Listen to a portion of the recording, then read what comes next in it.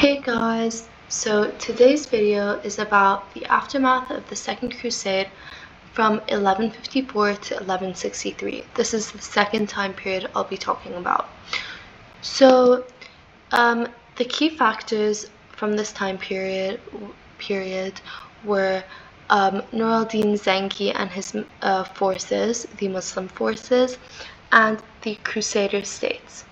Overall, Jerusalem falling is not inevitable at this point of time, and it is actually a period of strength for the Crusader states, and Nur al-Din and the Muslim strength is more of a spiritual / religious impact and had no tangible effect on the Crusader states.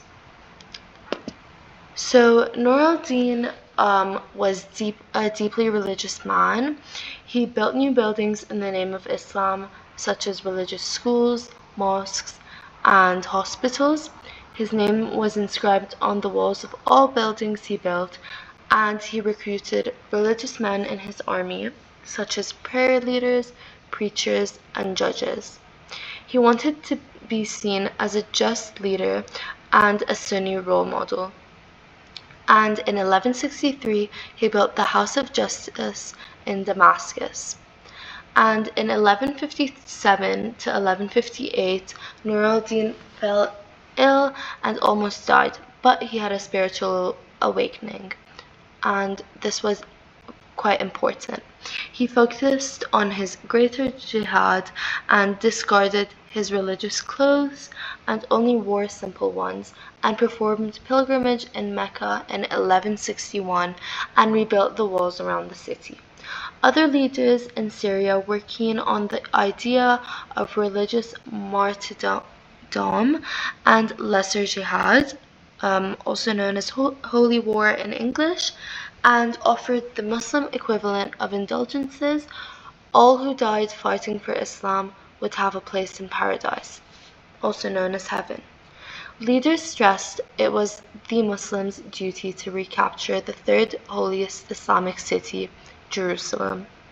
Nur al-Din did not fight the Franks during this time, and he was pragmatic and logical, and in 1159, Manuel, leader of the Byzantine Empire, attacked Aleppo, and Nur al-Din knew the Muslims were outnumbered, so he called a truce.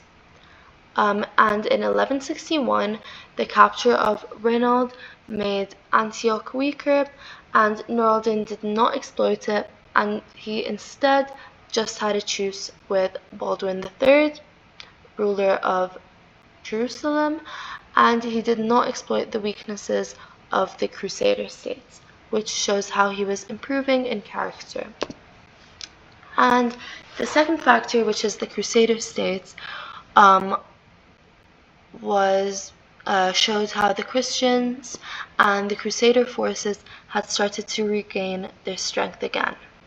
So in 1153, Baldwin III captures the port of Ascalon after an 8-month-long siege. And Crusaders have all the ports on the coast of Palestine, therefore it was an advantage for trade and for pilgrims arriving to the Holy Land. And in 1153, Constance, who was the widow of Raymond of Tripoli, married Renaud of Chatillon, and he was a brutal man and was captured by Nur al-Din in 1161, as he said some very offensive things about Islam.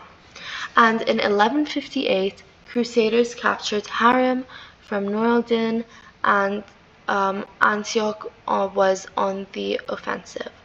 And there was also an alliance with the Byzantines. In the 1150s, Manuel I was keen on restoring good relations with Outremer. In 1158, Baldwin III married Manuel's niece, and in 1161, Manuel I married Maria of Antioch.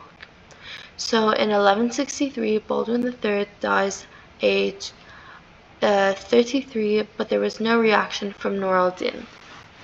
And that's all for today's video. Thank you so much. Bye bye.